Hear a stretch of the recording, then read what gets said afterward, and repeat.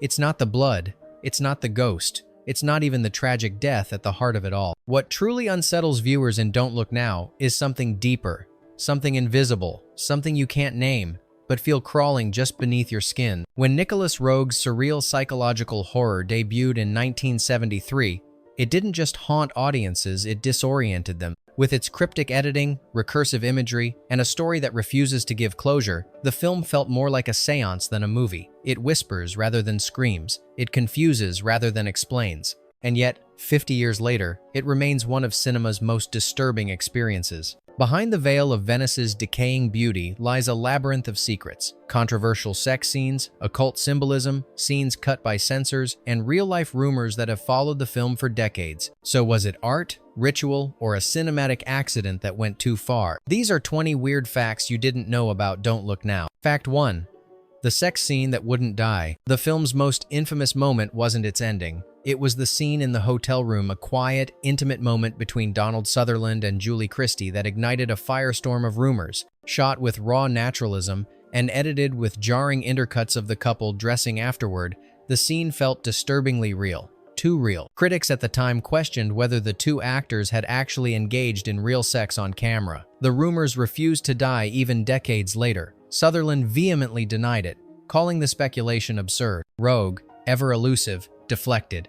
But the whispers continued, spreading from film circles to tabloids to official censorship boards. The controversy reached a breaking point when Don't Look Now was almost banned in the US, solely because of that scene. Paramount Pictures allegedly sent a tamer version to some territories to avoid legal fallout. Even today, the sequence is studied in film schools, not just for its eroticism, but for its ability to manipulate time and memory. So what was real? The emotions, the tension, or the act itself? The camera never flinched, but maybe it lied. Fact 2. Red wasn't just a color, it was a curse. Red appears everywhere in Don't Look Now on the daughter's coat, in the mysterious figure stalking Venice, in lighting, reflections, even in cuts between scenes. But this wasn't a random visual motif. Nicolas Roeg used the color red as a symbol of both trauma and fate, and some believe it went further than that into the realm of cinematic hex. During production, accidents reportedly occurred whenever the color red was too prominent in a scene. Crew members joked nervously that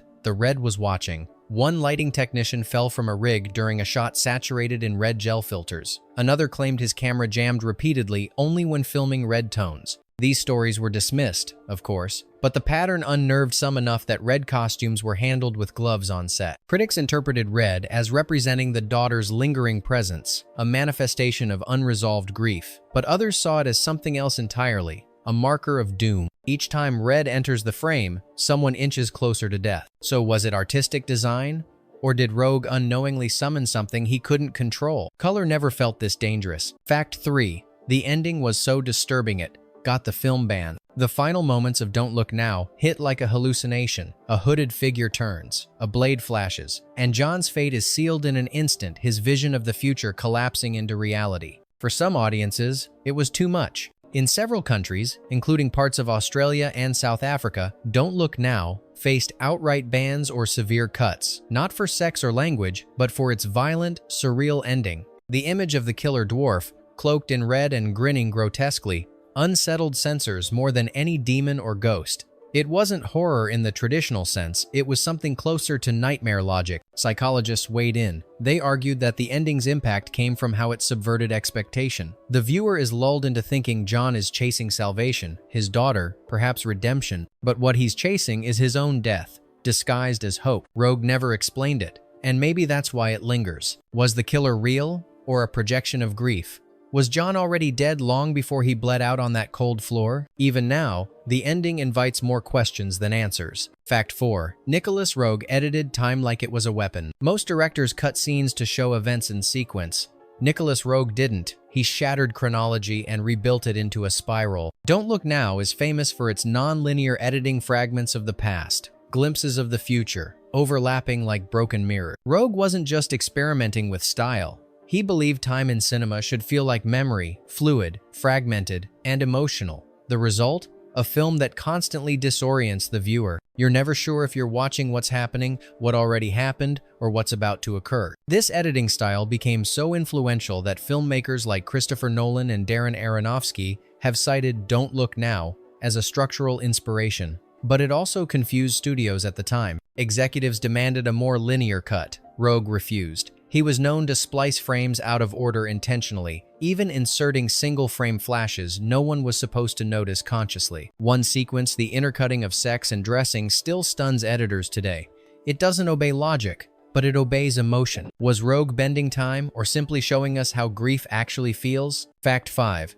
Julie Christie was almost replaced at the last minute. Julie Christie's casting as Laura Baxter gave the film its emotional anchor, but she nearly didn't make it to Venice. Studio heads were nervous. They feared her star power would clash with the film's ambiguity. Roeg, however, insisted she was essential not for her fame, but for her vulnerability. What the producers didn't expect was how intense the role would become. Christie had just come off emotionally taxing projects and hesitated to take on another tragic role. Roeg reportedly flew to her in person and pitched the character not as a grieving mother, but as a woman in spiritual transition. Christie accepted, but tensions remained high. Rumors suggest that one scene, the restaurant breakdown, was captured in one take because she was genuinely overwhelmed. Roeg kept rolling. Her performance was so haunting that some critics believed she was channeling real grief. Was she acting? Or was the film drawing out something rawer than performance? Fact 6. The Blind Psychic was based on a real woman. The Eerie sisters in Don't Look Now, Heather and Wendy, might feel like gothic archetypes, but Heather, the blind psychic, was allegedly based on a real person Roeg met during pre-production. According to unconfirmed accounts, Roeg encountered a woman during a location scout in Italy who claimed to sense the dead, particularly around water. She spoke softly, moved slowly, wore red. This brief encounter lingered in Roeg's mind and evolved into Heather, played chillingly by Hilary Mason. Mason's performance was so convincing that even the cast reportedly avoided her between takes. Donald Sutherland admitted in an interview that her presence threw him off balance during filming. What's more unnerving? Some believe Mason stayed in character even off-camera, not method acting, but something else, a kind of channeling, a visitor from another layer of the script. So, was Heather fiction, or did Venice itself lend her to the film? And who exactly was speaking through her? Fact 7. The dwarf actress was a last-minute secret. The terrifying final image of Don't Look Now, a red-hooded dwarf turning slowly to reveal a grotesque face, was kept secret from almost everyone on set. Even Donald Sutherland claimed he didn't know who or what he'd be confronting in that scene until the day it was shot. The actress behind the killer was Adelina Poerio, a little-known Italian performer cast in near secrecy. Roeg wanted her identity and appearance concealed to preserve the film's jarring conclusion. Her costume was tailored to mimic the daughter's red coat down to the stitching. Poerio never spoke a word on screen, but her presence left a scar on audiences. Many believed the killer was supernatural. Others called her a manifestation of John's own guilt. The ambiguity was intentional. In interviews, Roeg never explained who or what the figure represented. He simply said, "It's what John sees, that's all that matters." So was it a random killer, a ghost, or John finally meeting the shadow he refused to acknowledge? Sometimes the smallest figure casts the longest shadow. Fact 8. Venice was chosen for its decay, not its beauty. Most films set in Venice showcase its romantic elegance. Don't Look Now did the opposite. Nicolas Roeg chose Venice for its rot, its wetness, its quiet sense of death. He deliberately avoided the postcard images and instead filmed in winter when the city feels abandoned and damp, like a memory left out in the rain. The city became a character. Its narrow alleys echoed with footsteps, its canals swallowed sound, and its bridges led nowhere. Roeg instructed cinematographer Anthony Richmond to find angles that made the city feel maze-like, with no exits, only dead ends. Local officials were reportedly confused by the locations chosen for filming. One gondolier allegedly asked if the crew was lost. They weren't. Roeg was painting a psychological map, not a tourist brochure. And in that map, Venice was not a place, it was a state of mind, a purgatory where grief keeps looping forever. So did John and Laura ever truly leave Venice, or were they already trapped the moment they arrived? Fact 9. The film's score was written in just 10 days. Pino Donaggio wasn't the original choice for composer. In fact, he wasn't a composer at all, at least not in the traditional sense. He was a pop musician from Italy, mostly known for ballads. Roeg met him by chance and asked if he'd be willing to score a horror film. Donaggio hesitated, then said yes. What followed was a burst of creativity. In just 10 days, he composed one of the most haunting scores in film history, a blend of delicate piano, echoing strings, and melodies that never quite resolve. The music doesn't frighten, it mourns. It circles the viewer like fog. Donaggio's main theme is deceptively simple, yet so emotionally precise that some scenes feel unbearable to watch with the score in place. Roeg refused to change a single note. Years later, Donaggio would go on to score films for Brian De Palma, but he always called Don't Look Now his most personal work. Was it beginner's luck? Or did he tap into something he didn't fully understand? Fact 10. A death happened near the set and was never addressed. During the early weeks of production in Venice, a body was found floating in one of the smaller canals, less than 2 blocks from where the crew was filming. It wasn't a stunt. It wasn't part of the film. It was a real death. The local police arrived quietly. The cast wasn't informed immediately, but some crew members recalled a noticeable shift in mood on set that day. Filming paused, then resumed without comment. Roeg reportedly instructed the team not to bring it up. "Just keep going," he said. That scene of discovery, a body, water, silence, eerily mirrored the film's opening sequence. And while the incident was officially unrelated, the timing was uncanny. The drowned man's identity was never released publicly. Some believe Roeg used the incident to deepen the sense of fatalism already hovering over the story. Others claim he refused to acknowledge it at all, as if even speaking of it would invite it in. Was it just coincidence? Or did the film's themes begin bleeding into reality? Fact 11. Sutherland almost drowned filming the canal scene. In one of the most unsettling sequences, Donald Sutherland's character chases a red-coated figure through the labyrinth of Venice, finally plunging into a dark canal. The moment feels chaotic on screen, and it nearly was in real life. During filming, Sutherland insisted on doing his own stunt. For this scene, he was supposed to fall backward into the canal and thrash for a few seconds before being rescued. But what wasn't anticipated was the current. The water pulled him under and slammed him into a submerged stone wall. For several seconds, no one moved.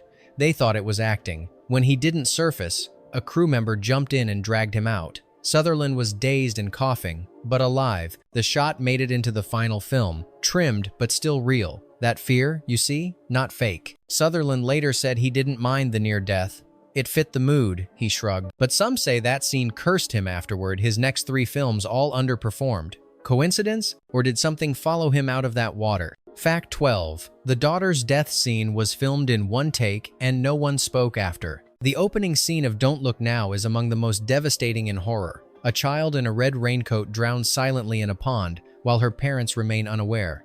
It's not melodramatic. It's not drawn out. It just happens. Roeg shot the entire sequence in a single take. He refused to direct it more than once. The actress, Sharon Williams, had never done a film before. She was simply told to run, fall, float. The silence that follows in the editing room is intentional. There's no scream, no frantic music, just the sound of water and wind. It's what Roeg called emotional inertia, the feeling of reality catching up too slowly to act. After the take, no one on set said a word. Christie was reportedly crying, though the camera wasn't on her. Donald Sutherland left the set and didn't return until the next day. Roeg kept that silence intact. Even the score fades out. Was it just brilliant filmmaking? Or did the scene reach somewhere no one expected to go? Fact 13. The editors hid subliminal frames you were never meant to see. Nicolas Roeg didn't just use editing to tell the story, he weaponized it. Scattered throughout Don't Look Now are subliminal frames, single images, sometimes less than a second long, inserted between scenes without explanation. A red splash here, a blurred child's face there, a flash of Venice underwater. These frames don't register consciously on first watch, but they linger creeping into your memory like misremembered dreams. The film's editor, Graham Clifford, later confirmed that Roeg instructed him to insert these shots where they didn't belong but felt like they did. There was no logic, only emotional rhythm. In one instance, a shot of Laura screaming is inserted into a scene where she's calm, foreshadowing, or emotional truth. Some viewers claim they remember scenes that don't actually exist in the film. Others insist the movie feels different each time they watch it. So was Roeg using film to manipulate memory? Or did he succeed in editing the viewer's subconscious?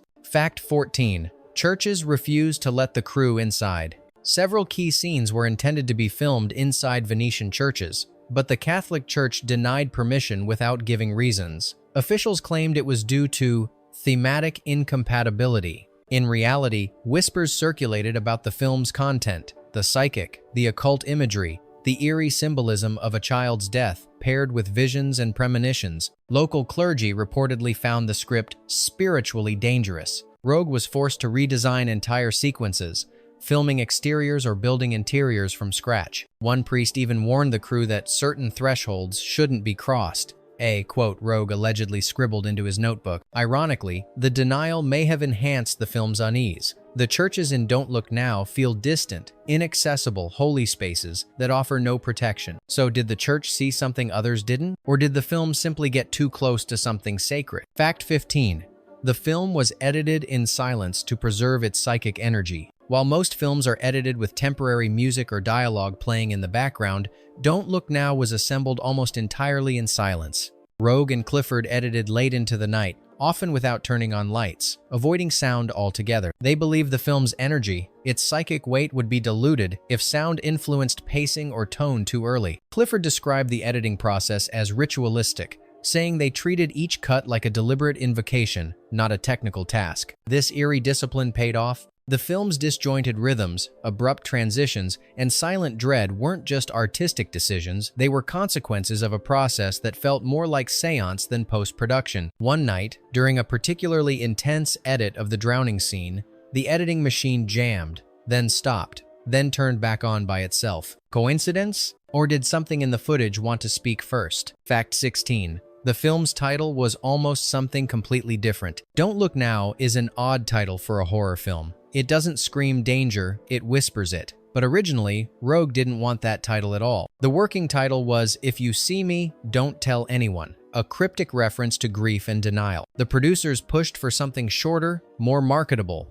Other options considered included The Second Sight, Venetian Shadows, and even Red Reflections. But none captured the film's uncanny tension between seeing and not seeing, between recognizing something and refusing to. Ultimately, Don't Look Now was chosen for its irony. The entire film is about characters looking too late, or looking in the wrong direction. The title became a cruel joke. By the time you look, it's already over. Some film theorists argue that the title is a warning not to the characters, but to the audience, as if the film itself is telling you, what you're about to witness is not something you can unsee. So was it just a clever turn of phrase? Or did the title dare you to keep watching? Fact 17. Donald Sutherland was almost cut from the final scene. As bizarre as it sounds, there was once a version of the ending that excluded Donald Sutherland's character entirely. After early test screenings, executives worried that the final confrontation with the red-hooded killer was too literal and would confuse audiences.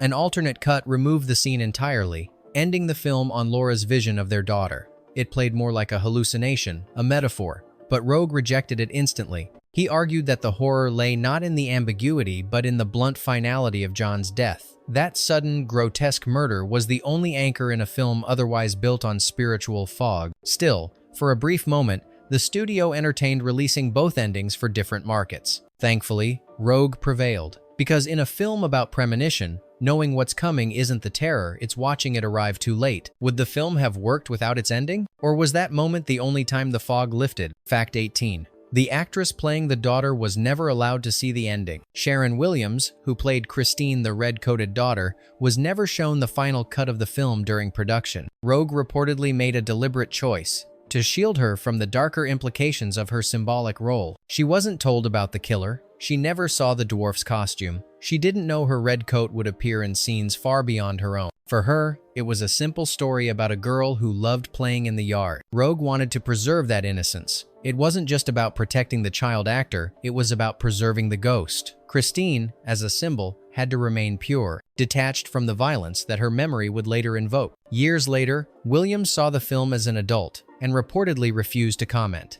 Some say she found it beautiful. Others claim she walked out before the final scene. So did Roeg protect her from the film, or from what the film turned her into? Fact 19. The film was despised by its own studio until critics changed their minds. When Don't Look Now was completed, the studio executives at Paramount were anything but impressed. One memo allegedly described the film as too weird, too European, too slow. There was talk of shelving it for limited release or even re-editing it into a straightforward ghost story. Roeg refused. He stood by every non-linear cut, every disorienting transition, every silence. The studio begrudgingly allowed a limited screening at a festival in New York, mostly to fulfill contractual obligations. But then something happened. Critics began to whisper, then rave, then write essays. Pauline Kael called it a horror film for adults with a soul. Roger Ebert described it as a mood that won't leave you alone.